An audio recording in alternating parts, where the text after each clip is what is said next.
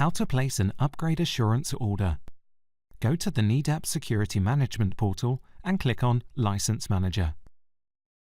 Click on the Upgrade Assurance tab at the top of the page and select the right Upgrade Assurance contract. Before you place the order, please check the Upgrade Assurance billing value. Click on Submit for approval.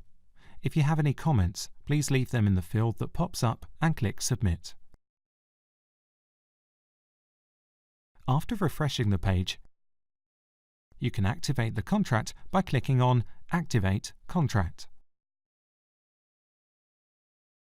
To activate the contract, please fill in your name and email address.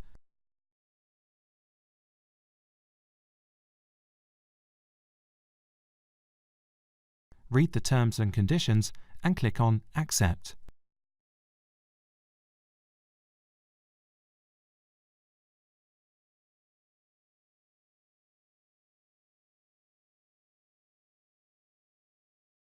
Congratulations, you've placed an upgrade assurance order.